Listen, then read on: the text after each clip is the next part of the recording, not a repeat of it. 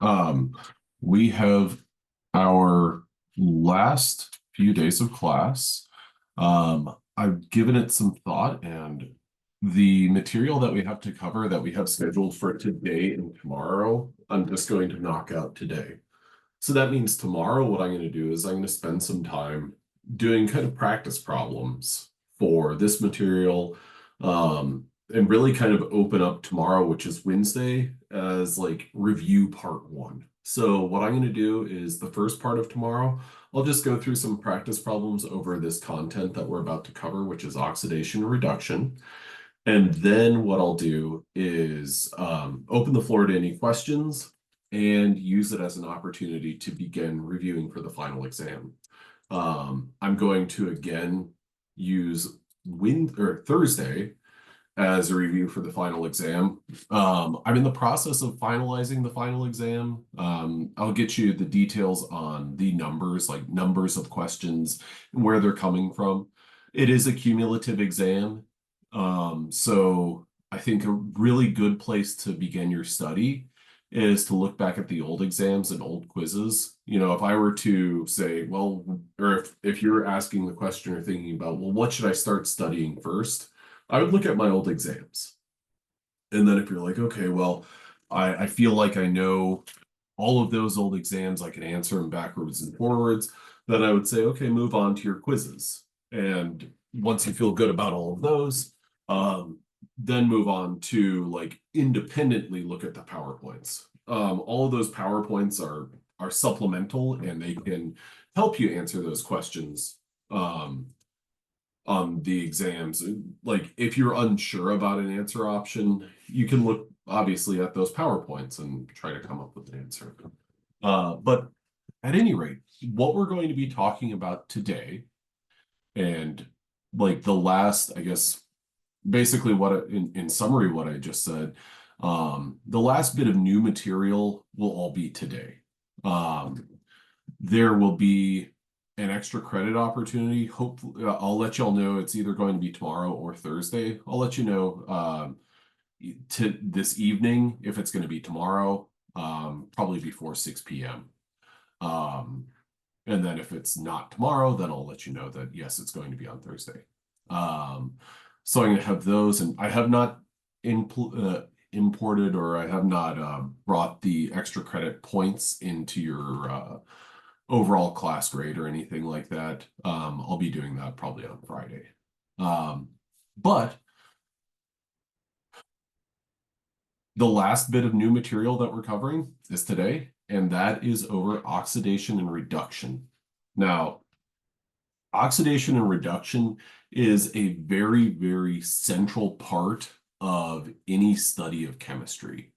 And it's like, I think that the phrase reduction, if you hear that, like if you hear something gets reduced, like, you know, if you have a debt that you have to pay someone, oh, and the debt got reduced, well, then it's like, okay, well, that the amount that I pay someone got lower. Okay, that's good. Now, in chemistry, it's going to be a little bit different. So your previous definition of reduction, go ahead and put a pause on that. Oxidation, you might think, oh, well, that just means adding oxygen.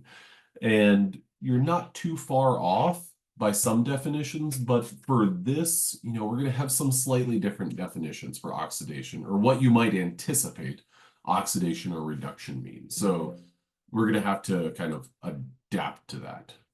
Now, when it comes to oxidation and reduction, typically what we're talking about, and the term that's commonly used is redox, because we've taken red and ox and simply made one word, redox.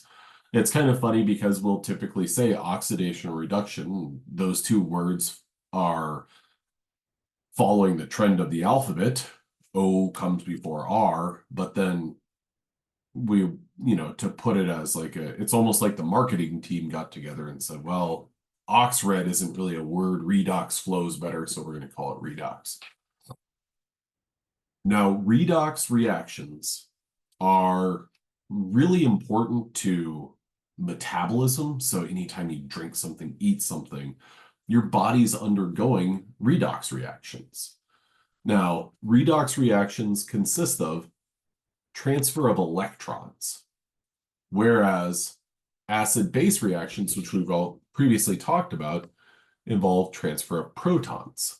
Okay, so if you think about like subatomic particles, protons, neutrons, and electrons, well, nothing's really, or nothing that we're going to talk about consists of proton transfer or neutron transfer. But when it comes to these other kind of concepts or ideas, um, we are talking about a transfer of either an electron or a proton. Now, I want to show y'all the video of this. And so for that, I have to go to, there we go.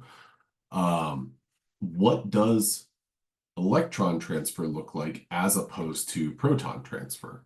Now you can see a little bit of a diagram there, or a visual there.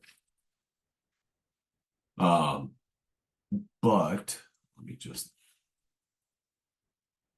there we go. And then here.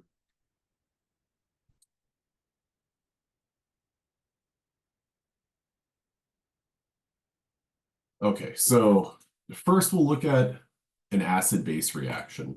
In an acid-base reaction, we have vinegar, which is shown on the left-hand side, and then we have baking soda on the right-hand side. If you remember, vinegar is a simple acid, or it's simply an acid, and in particular, vinegar is a weak acid known as acetic acid. So it's not a very strong acid. So what that means in terms of definitions is that not a lot of it's going to ionize. Now, if you mix, and then baking soda is something known as sodium bicarbonate, and that is a base. So here, if we're to mix these two substances together, we've got some baking soda, we're adding acid to it, and what's being produced there is a salt and water. What is also being produced there is carbon dioxide, because the salt that results from this is going to produce carbon dioxide. So it's like, oh, okay, cool. We have diluted acetic acid is added to sodium bicarbonate. We're producing this salt right here, sodium acetate, water, and carbon dioxide. Okay, so the bubbles that are produced in this acid-base reaction are filled with carbon dioxide. Okay, neat. Now, in terms of other things that happen whenever we have an acid-base reaction, is there might be a small amount of heat that's produced. But that's essentially an acid-base reaction. Meanwhile, here what we have is a substance known as ammonium dichromate. Ammonium dichromate is a salt that decomposes in an exothermic reaction. Exothermic meaning that I always think about exothermic as temperature is exiting. So heat is being released from this reaction. The decomposition produces a large volume of dark green chromium oxide, chromium 3 oxide specifically, along with steam and nitrogen gas. The equation of this reaction, here's our ammonium dichromate. It's breaking down into three different things. This is our chromium 3 oxide, our nitrogen gas, and our water. Okay, so what's happening is, in just a moment, we'll see, heat has been added. Heat's not an element. Fire's not an element. And in time, that ammonium dichromate disappears. That kind of amber-colored solid disappears and is replaced by what looks just like charred material, charred substance. So this black substance, that's our burnt chromium oxide. There we go. And if you look at that popping there, I think it's pretty safe to say that this is one substance that is probably in fireworks. And it just keeps going and going. And everything that's happening here is because of electrons leaving one substance and going to another substance. So at the atomic level, electrons are leaving one of these substances and they're going to something else. So the transfer of electrons from the thing that the electrons are leaving from and going to this other substance. So that is electron transfer. Now what we're going to do is go back to this. So acid-base reactions, okay, you see a gas that's produced and you see bubbles that form. Redox reactions, sure, there is going to be a gas produced, but I would argue that between the two of these redox reactions might appear a little bit more violent. Now, here's our definitions for oxidation and reduction. Now, as I said there we go. As I said previously, one definition that you might cook up for oxidation is, well, gaining oxygen. And that's not totally wrong. That's a good place to start. But gaining oxygen doesn't necessarily say that electrons are transferred. And when it comes to definitions for oxidation, this arguably is the most important definition to understand oxidation reduction.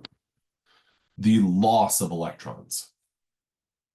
You have an increase in your oxidation number. Okay, we're going to get to that in just a moment. Reduction, well, it's also oxygen related, but reduction means that you're going to lose oxygen. Okay, so your oxygen content is reduced. Okay, good. But not every substance has oxygen associated with it. So that definition isn't really going to fit your billing necessarily. Now, if you talk about reduction in the context of electrons, well, it's gaining electrons. And your oxidation number is going to decrease. Now, up at the top here is a little mnemonic that people like to use.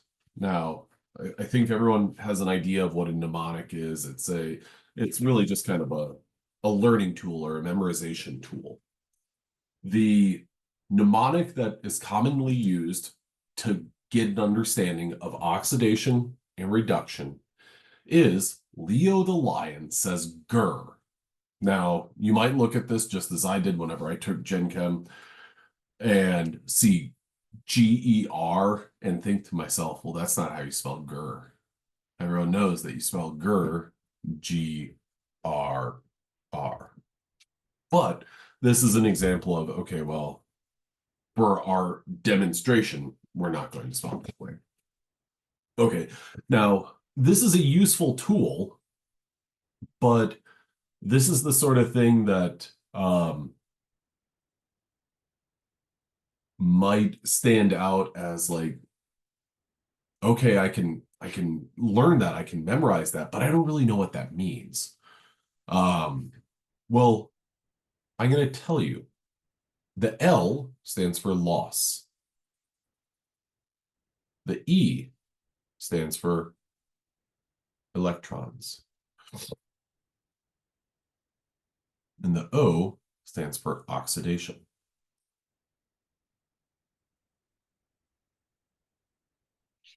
So Leo, the lion, says grr is only useful if you remember loss of electrons is oxidation.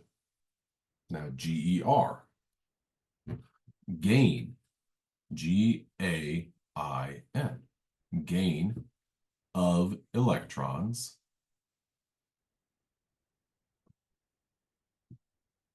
is reduction.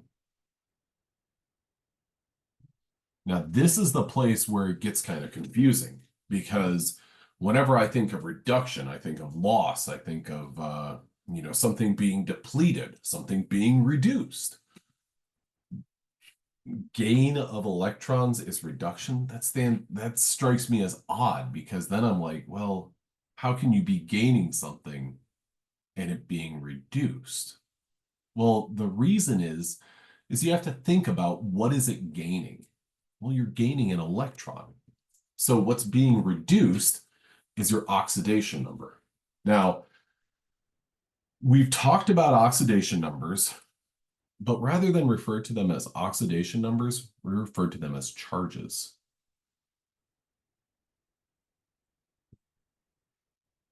Now, if we think about our subatomic particles, I'm going to bring up the whiteboard here so I can draw on that. Advanced, not advanced, whiteboard. There we go. Oh, note.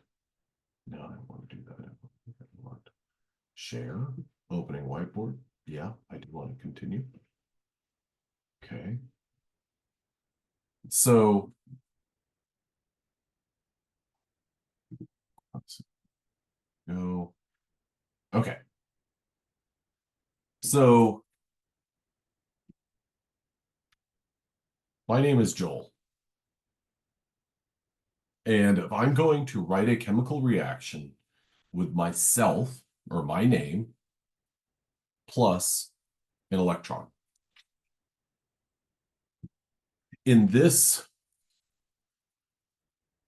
so imagining my name or me gaining an electron. What is my product? Well, it's going to be the same thing, but negatively charged. Does everyone follow that? Okay. I say that I am negatively charged now because if we look at this right here, do I have a charge indicated? And think about when we talked about ions. When we talk about ions like fluoride, we indicate the charge by showing it in the upper right-hand corner of that symbol. Okay, so if we look at my name, I'm just using it as a symbol. I like to do that. What is the charge of my name? I have no charge whatsoever. So then when I gain an electron, what is the charge of my name? It's negatively charged. So in that case, so that's what I'm trying to illustrate there. Okay, now let's go in a different direction. Let's say my name, Joel, and I lose an electron. So I'm gaining an electron whenever my name and the electron are on the same side of the reaction. Joel plus electron. Okay. If I lose an electron, that means that my electron or one electron is going to be a product because I lost it. So this is like this arrow indicates kind of an event that has taken place. The reaction has taken place and I lost one electron. So now either add to the chat or say it aloud. How would you write my name and indicate my charge on the product side of my reaction? What would it be? Would it be Joel or would it be something else?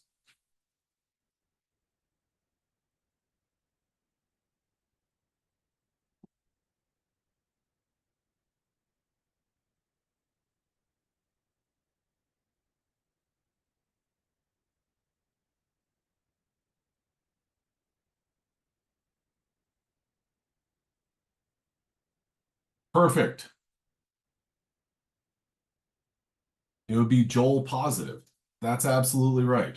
Okay, bonus point. I'm writing it down so I don't forget to. Okay. Now, if I were to say, so then if we jog back, this right here, if you're reading a book, like went to the library and got a book. I usually don't read novels, but I am. It's about Florida and hurricanes. Which direction do we read? Left to right? Yeah. We read from the left side of the page to the right side of the page. Chemistry is the exact same. We read from the left side to the right side. Now, this example that I put a box around, and you can add to the chat or say it aloud, is this oxidation or reduction?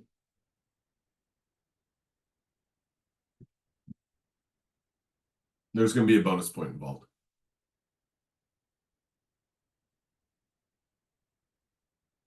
Oxidation, perfect. Okay, I'm gonna write that down.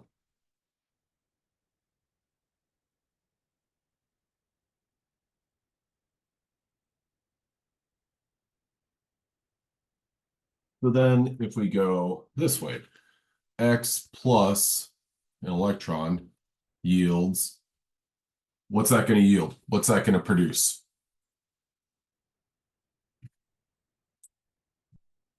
I got my notepad to write down whoever answers it.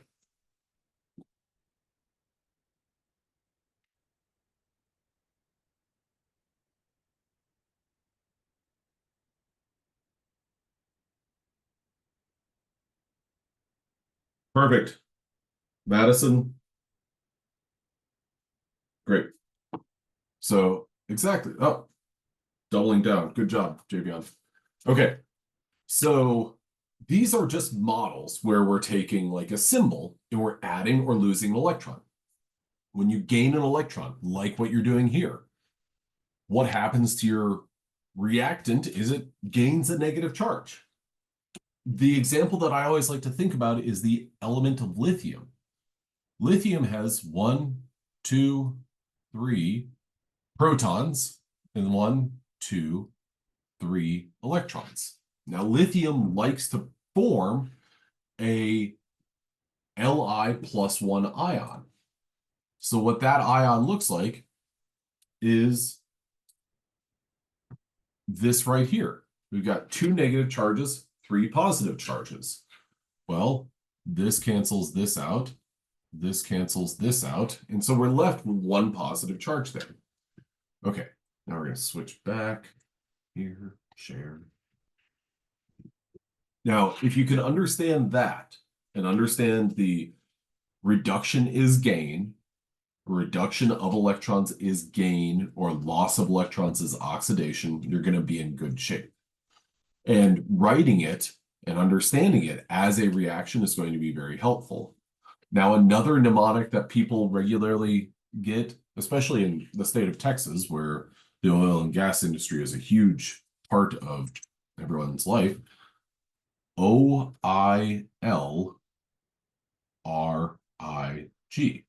oil rig. Oxidation is loss. Reduction is, oh, that's an O. Gain. No, A-I-N. Loss. There we go. Okay. So oxidation is loss, reduction is gain. And that's all about electrons. Now, if we can go ahead and do a Zoom poll. So here what we have is H2 plus O2 yields 2H2O. Okay. Now, what's important to remember about this is this H2 and O2 are both diatomic elements, meaning that they have no charge whatsoever. So each of these atoms has a charge of 0. Okay. I can give you all till about 1 minute and 30 seconds. So we've got 45 seconds roughly.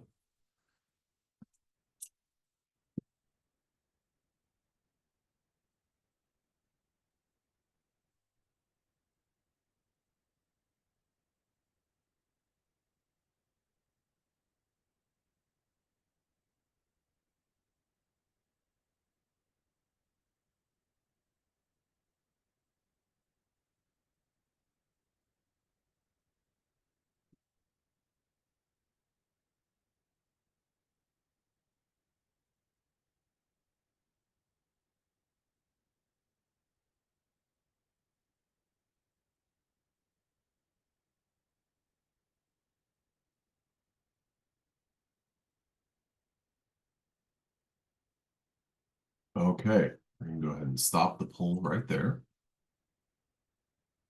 So we ended up with these answers. A couple of people answered oxidized, some reduced, and then some selected neither oxidized nor reduced. Nobody got tripped up by the both oxidized and reduced. I'll let you know that that is possible. But for this, we can actually dismiss these two options. We can dismiss the, yeah, there we go. Now, the way that we want to solve this and the way that we want to look at this is I'm going to make this a little bit easier on myself. I'm going to look at H2 and I'm just going to write it as an X, just a single symbol. So that's what this is. Boom. I'm going to write it like that, and I'm going to say the charge of this is 0. Then I'm going to draw an arrow, and I'm going to write X for my hydrogen as well. Now, when I look at H2O, what I need to account for is, well, H2O. What is my charge of H2O? It has an overall charge of 0. Now, with that in mind, O, or oxygen, has a 2- charge. Hydrogen has a +1 charge. Now, let's take a pause real quick. Just a moment ago, I said that this was true. I said, well, this is a diatomic element. So when you see H2, know that each of those hydrogens has a 0 charge. And that is absolutely true. Well, then what about over here? Why is it now +1? Well, the reason for that is because this H2 is a part of this overall molecule. So this H2 is not simply H2 floating around by itself, but instead it's a part of H2O. Now, with that in mind, if we have oxygen with a 2- charge, and then we have 2 hydrogens, they each have a +1 charge. And this is, sorry, just to recap, this 2-, that's from the organization on the periodic table.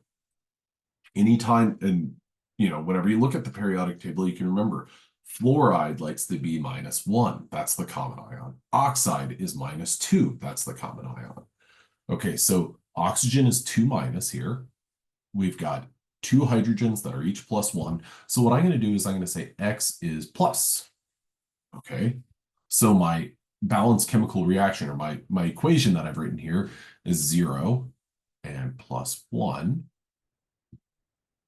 And then, well, I think that I still have this on my whiteboard.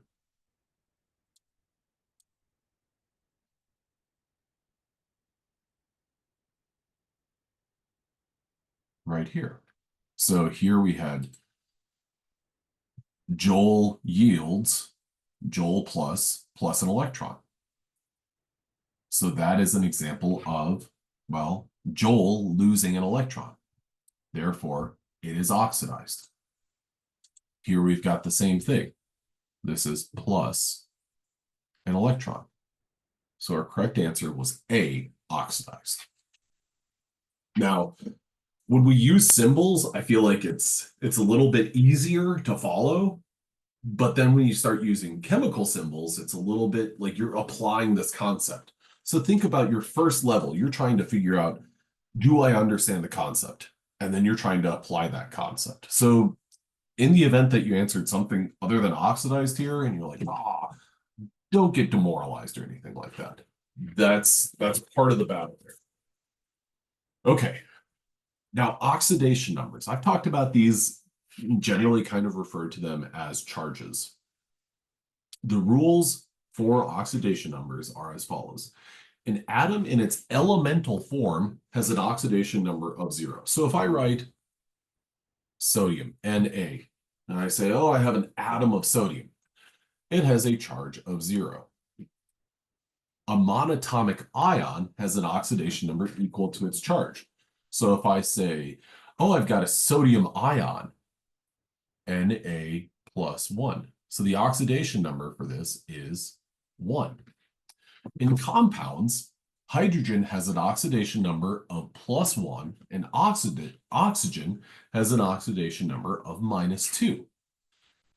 Then, fourth rule is the sum of the oxidation numbers of the atoms is 0 for a neutral molecule or equal to the charge for a polyatomic ion,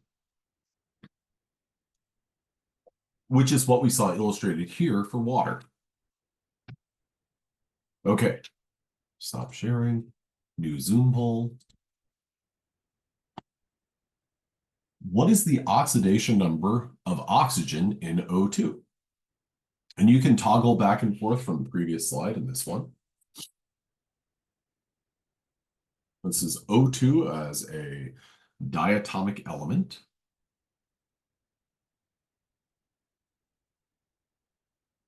I'm going to give you all about 36 more seconds.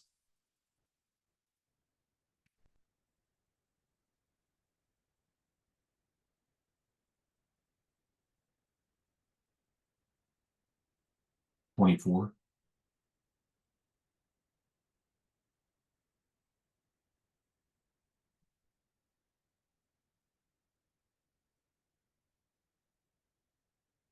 $10.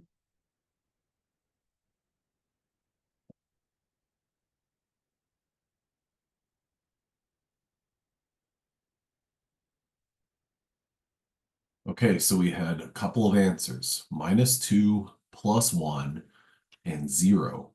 Okay, +1, I've got a little bit of a spoiler for whoever selected +1. We haven't really approached oxygen being +1, so that one's out. Oxygen is rarely going to be +2. It's rarely going to be -1. Most often, oxygen will be -2 or 0. If you look at the previous slide, oxygen has an oxidation number of -2. Now, if that's the part of the sentence that you use to answer your question, okay, I understand. But the first part of that sentence was also important. In compounds, O2 is not a compound. So that is out. This is not a compound because it's not like H2O2 with different elements. So that's not what that is. Instead, O2 is something that we've talked about previously. It is a diatomic element or a diatom. So oxygen has a charge of 0. So for those of you who answered -2, okay, you were close. You had one of those good answer options, but you just skipped over that one little part. I understand identifying a molecule, a compound, those can be, that terminology can get kind of tricky. For those of you who selected 0, you're absolutely right. Okay. Now, back. What's the oxidation number of oxygen in H2O?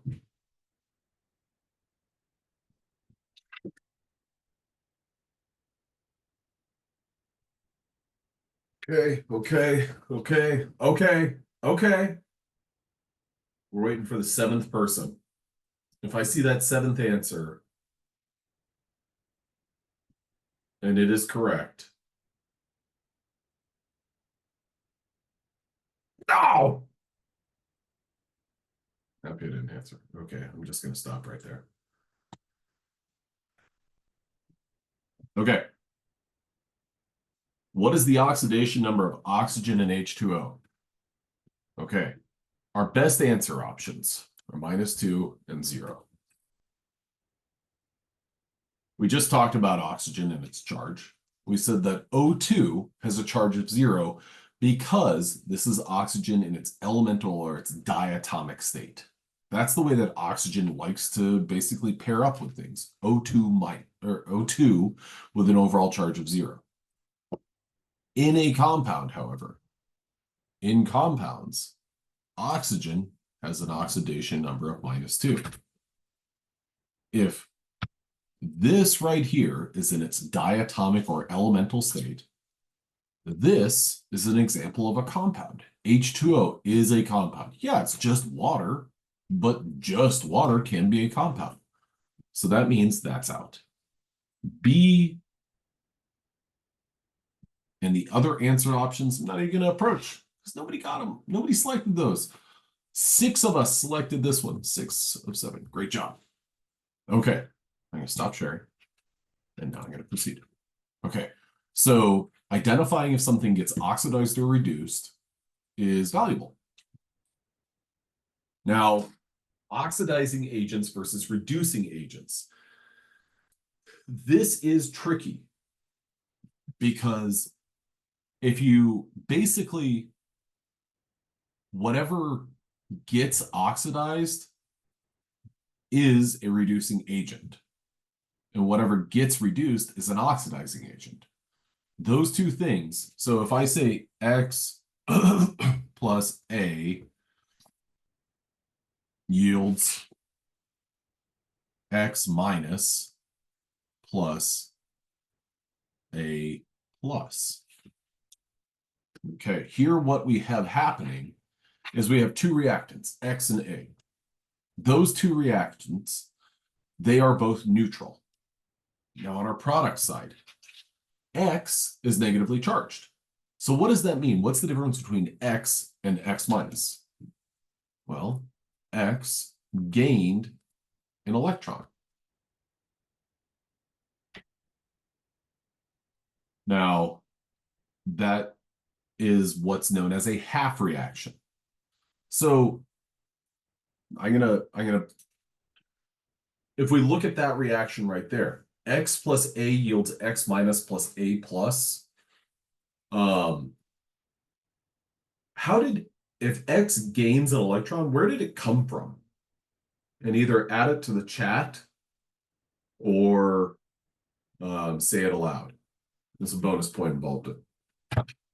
Where did X get an electron from? I've got my workbook here. Keeping in mind that only X and A are in the mix here. Perfect. That's right. X gained an electron and it gained it from A. So that means A lost an electron. So X gained an electron. So X got reduced. Then A got oxidized.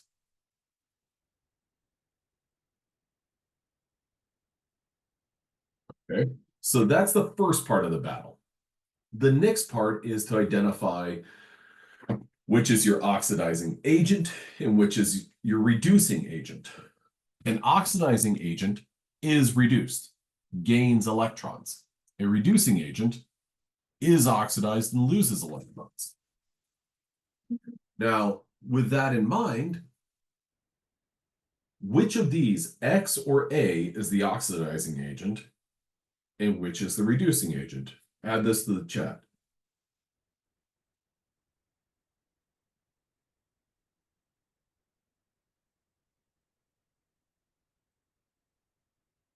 And we're reading, again, we're reading from the left and right, or left to right. So we're talking about A or X.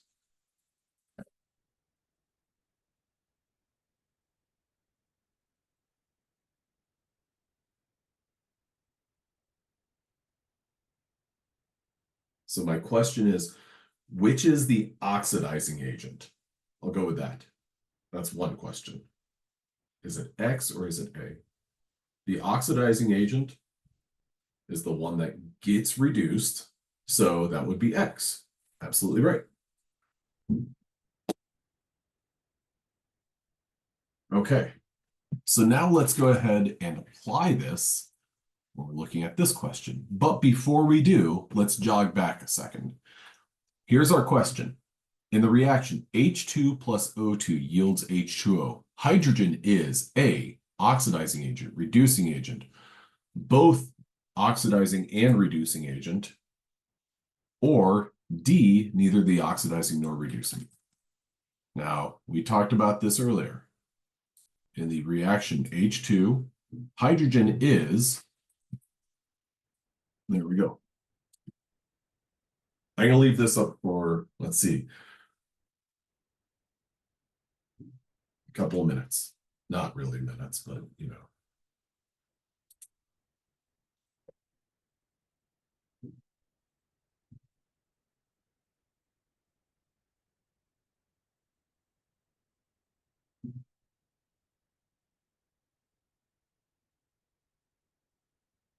Oh, oh, oh, oh, oh, oh, oh, oh, oh, oh, oh. We're trending in one direction.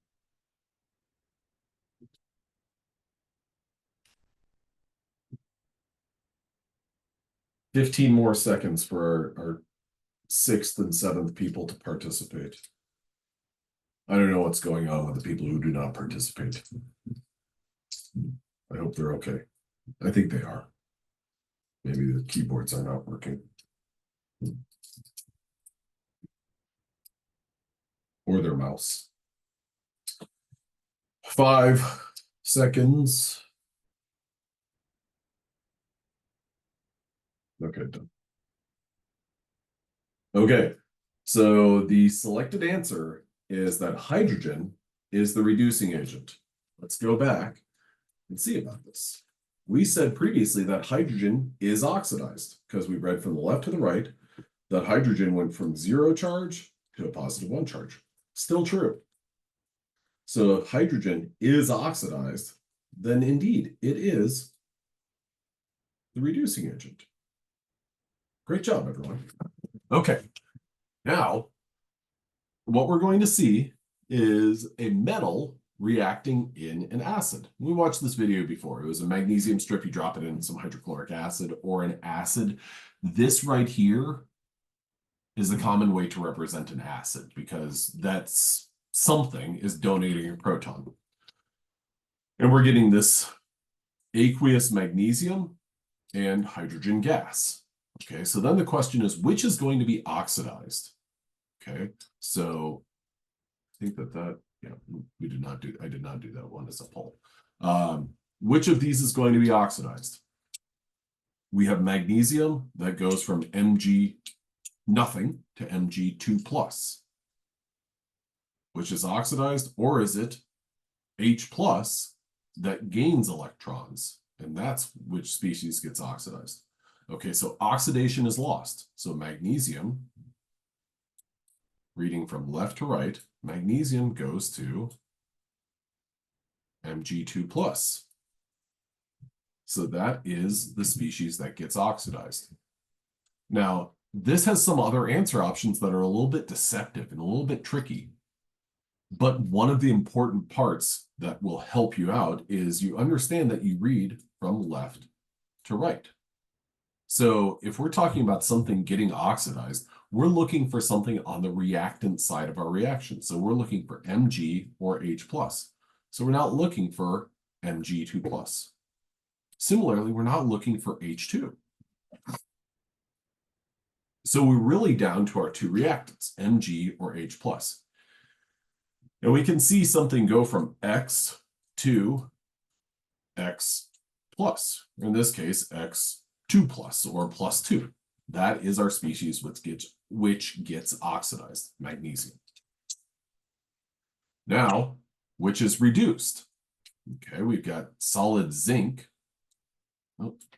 Solid zinc, Zn plus H plus yields Zn2 plus and H2. Which is going to be reduced? Again, we're reading from left to right. So we can eliminate this and this as answer options. Which is going to get reduced? Well, the thing that gains electrons. What is the charge of our hydrogen on our product side here, this H2? What's the charge of that? Add that to the chat for a bonus point.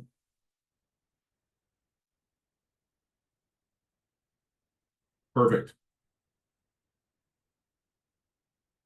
So if the charge of that is 0 and each one of these hydrogens as reactants has a +1 charge, that means that H plus is gaining electrons to come up with a molecule that has an overall charge of 0. Now, which is the oxidizing agent.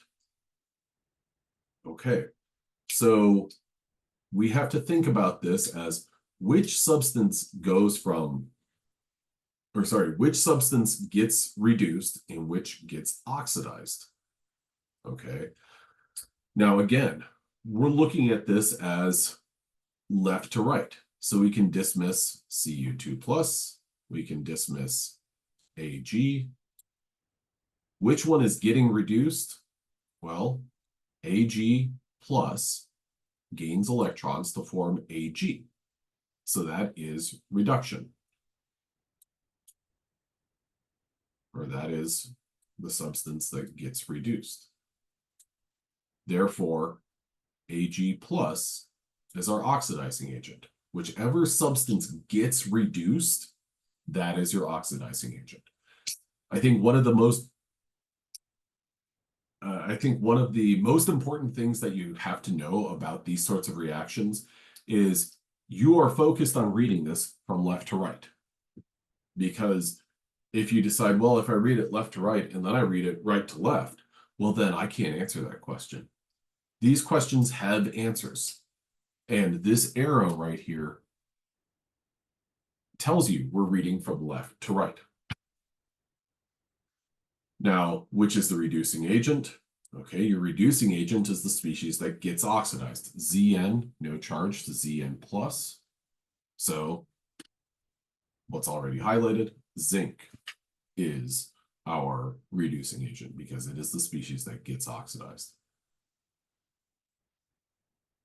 All right, now next up is, this is something that we previously talked about a little bit. I mentioned active metals, and it's not a clickable. That should work. Let me put that previously.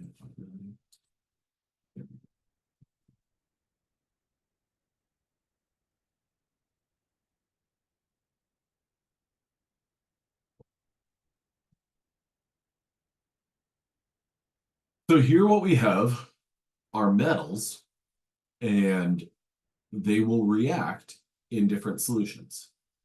If we take zinc and we add it to a solution that has dissolved magnesium ions, zoom in, what's happening? These magnesium ions are coming in contact with zinc metal, and nothing's happening. So that's not a reactive metal in that solution. Now we're going to take zinc and put it in, well, the zinc solution. Let's take a look at what happens there. Zinc ions come in contact with zinc atoms. What's the difference between these? These zinc ions lack electrons, but nothing happens. Let's go again with zinc and let's throw it into copper. Oh, live it up. These copper ions come in contact with zinc, and that zinc ion gives electrons to that copper ion. The result is zinc 2 plus ions floating around in solution. Okay, so zinc will react with both copper and Ag, which is silver. Effectively, we're seeing the same sort of reaction. Nice. Excellent. It's great. Reset. Okay, so zinc reacts in copper and silver, but not in magnesium or zinc. Then let's see, copper. Where does that react? Does copper react with silver? It does. Same sort of things happening. Electrons are donated. So what that means is that silver ions in the presence of solid copper or copper atoms, well, copper gets oxidized. The silver ions get reduced. Copper and magnesium. Let's see what happens. I'm guessing nothing. Silver. Let's see what happens. Nothing. Magnesium. Oh, magnesium reacts with copper. Magnesium reacts with zinc. Magnesium reacts with, lo and behold, silver. So the most active metal here is the metal that reacts with all of these different ionic solutions. It gets oxidized, or sorry, the metal gets oxidized in, darn it, flicker, there we go. That will react there, there, and there. Whereas zinc only goes here, and here. Copper only goes here. And silver doesn't react in this, doesn't react in that, doesn't react in that, which is one of the reasons that silver has a greater value than, say, copper. It's a more precious metal than, say, copper because of the fact that it's less reactive. It's more resistant to oxidation or reduction. I heard magnesium and oxygen were going out, and I was like, OMG. Determine the oxidizing agent. Okay, so we have magnesium, we have oxygen. Okay, so this right here is a magnesium strip. That is Mg. Oxygen, O2. Now, which of these species is the oxidizing agent? Add it to the chat for a bonus point. Correctly add it to the chat. And only one submission, one answer submission. So don't try to answer both, or don't add them both.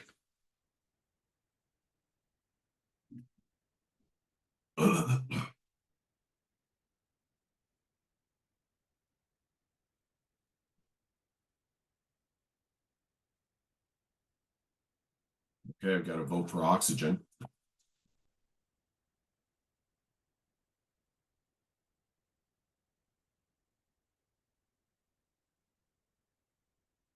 Ooh, I've got to vote for magnesium.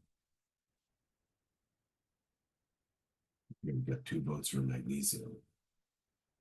Okay, I'm going to give you 10 more seconds.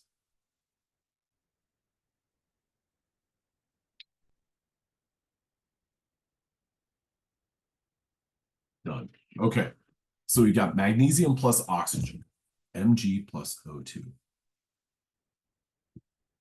We're making MgO.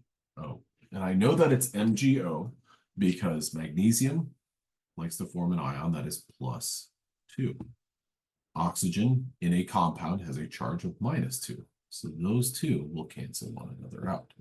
Okay, now next up, let's see what happens. Magnesium goes from a charge of 0 to +2. So Mg goes to Mg to plus 2 electrons. So what that means is that magnesium gets oxidized. Therefore, magnesium is the Ra, the reducing agent. Okay. Now, oxygen, O2 goes to, well, that goes to O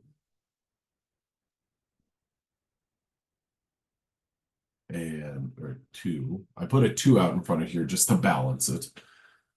And how do I get there? By adding 2 electrons. Well, yeah, technically it would be 4 because each of those oxygens is going to gain 2 electrons. Okay, so for those of you all who answered, you got a bonus point.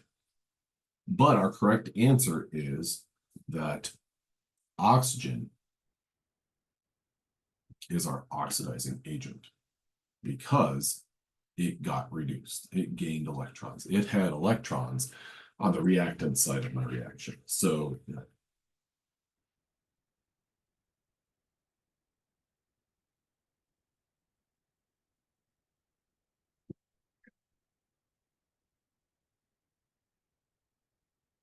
all right. That is going to wrap up today. Stop the share. I'm going to slideshow, discard. I'm going to stop my recording.